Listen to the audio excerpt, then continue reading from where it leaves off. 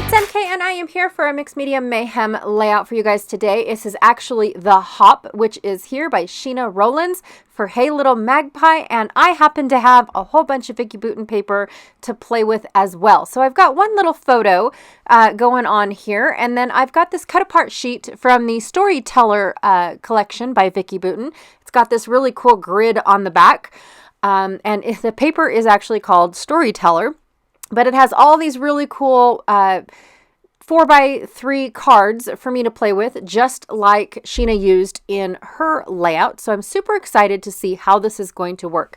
I have one white, close to my heart, white daisy cardstock to play with. And then for my inks, I picked out Speckled Egg in both Distress Ink and Oxide. I also picked out Scattered Straw in the ink and Oxide. And one more, I have Tattered Rose in ink and Oxide. So that way I can get a nice pastel-y looking packaging technique and then a deep dark blending technique over with a stencil. So from this package here, I only have the larger icons. All of the littler bits and pieces have been used up or in another place or somewhere, but all I have is the monster icons. I have the sticker collection from the Storyteller collection as well, or the sticker pack. So I'm just showing you guys what I have left and what I have not used. This collection kind of got put in a drawer and forgotten about until I seen this layout and I knew I had Vicki Boutin stuff. I usually just don't play with her stuff a lot. So I stuck it somewhere and accidentally forgot about it. So I'm sorry, Vicki. Anyways, I've also got the chipboard pieces. I'm just showing you guys again what I have for the leftovers. And then look at this sticker sheet. One whole piece gone. Wow. I need to use up the sticker sheet, you guys. Oh, I've got 2 stickers used up. So let's see if I can't use a little bit more. And then from this one, I'm not really sure what all I have left over. I think most of the florals are gone, but I'll go through and pick out ones. And then, another sheet from the stickers. But right now, I'm going to work on my background, which is going to go by super fast because packaging technique does not take a lot of water, so a little less dry time. And then, of course, the stenciling doesn't take any dry time at all. So I do have to say that I lose a little bit of footage in this recording for when I went to go and cut my photo. I accidentally cut it too small. So in the photo, there's 5 children. 4 of them are mine, and 1 of them is their cousin. And I accidentally cut his head off. Yeah, I went to go and reprint the photo. It wasn't mine. It actually was from Grandma's camera. So I don't have another one of these photos. So I made it work for me. I took the cousin out of the picture entirely. I thought it was kind of rude, so I didn't want to leave that coverage in of me chopping someone out of a photo. So anyways, and then I also forgot to turn the camera back on when I was looking for the other photo, when I was going to go reprint the photo. So yeah, it was just a mess. But eventually I figure it out and I turn it back on, but I've already done a few more extra things. So what I'm doing is I'm doing the packaging technique. Now I started with a cool color, so I had to wait for it to dry before adding the warm colors. I have 2 warm colors to add, and the Scattered Straw, everything ended up being a little bit more pastel-y bright than I was expecting. But to be honest, I just went with it. I was like, oh, well, it'll work. But as soon as you start using oxides for a packaging technique and you automatically add the water, you're going to see an instant oxide. You're not going to see the opaque color that oxides are. You're just going to get the oxide effect, which is what I was going for, especially for this portion of the layout. And then I wanted a really light color in the background. And then when I get to the stenciling, I want it to be a nice solid color. I want it to be, I don't want it to be bold, but I want it to be solid. All right, so now I'm going to start on the stenciling, and what I'm doing is I'm cleaning my brush. So what I do is I brush it really hard on my messy rag, and then I add the ink that I want on my brush and brush it again on my messy rag, just to make sure that it's the color that I want, and it's not going to be blended with the last color that was on there, because I just reactivated it by putting it in something wet. So sometimes the Tim Holtz markers, or I'm sorry, not markers, but inks never dry, like ever. They will stay on your blender brush forever. And if you're going from a semi-bright color to a dark color, or dark color to a bright color,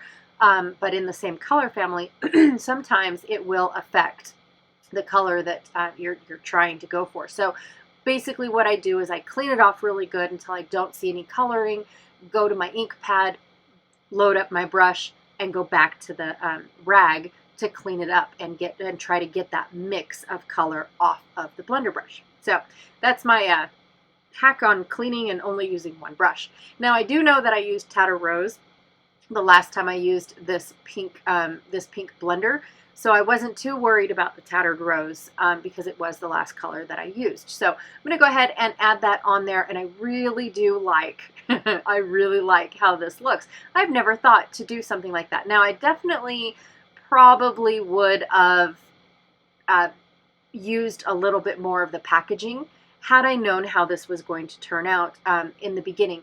But I like the way that it looks. I like the stencil that I picked. I like it all. So not too worried about it. All right, so here's where the footage got cut off. I already matted my photo in one of the 3x4 squares that looked like a Polaroid, and I just gutted it out.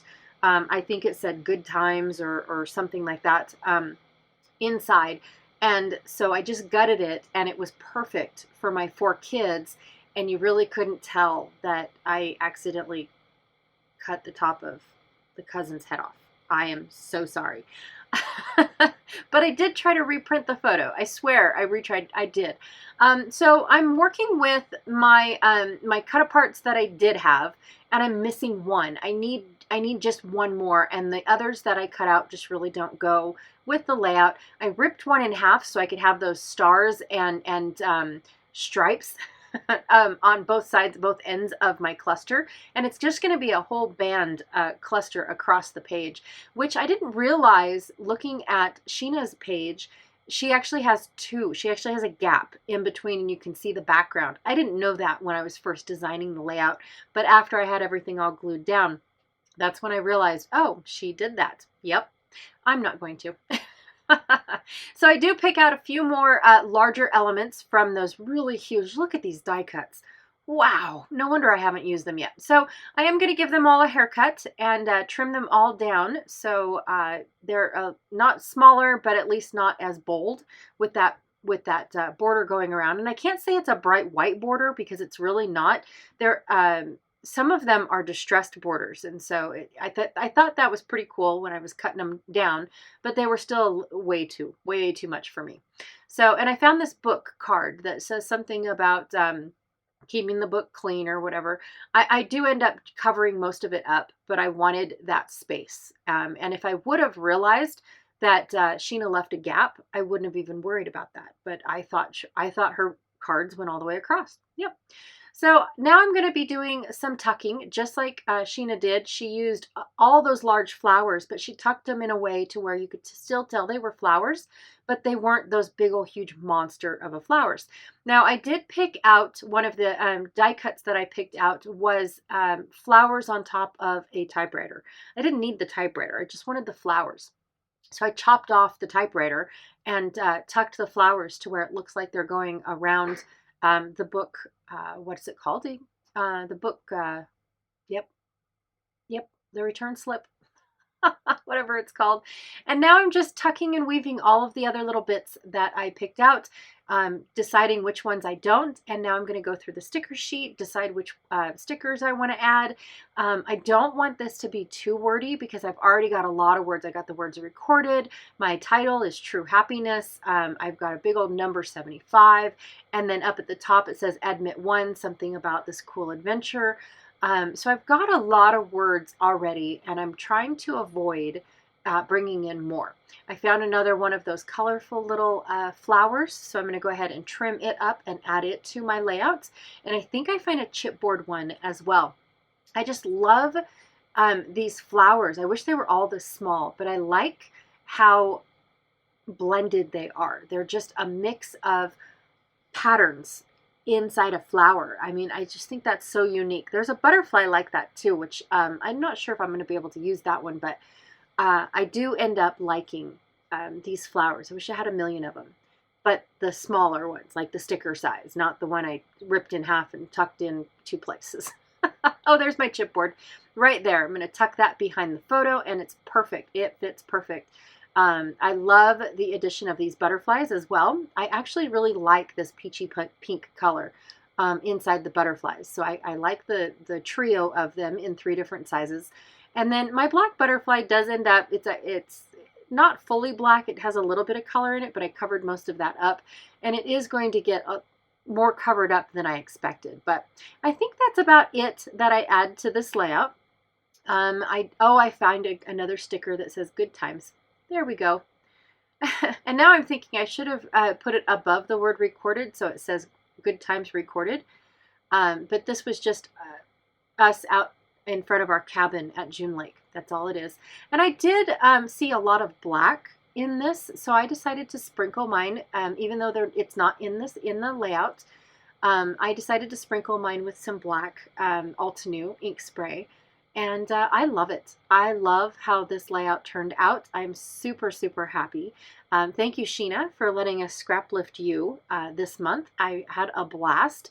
Be sure to check out everyone else that is playing along with the hop. I will have all the links down below, as well as the link to the Facebook group for those that don't have channels or Instagram or anything.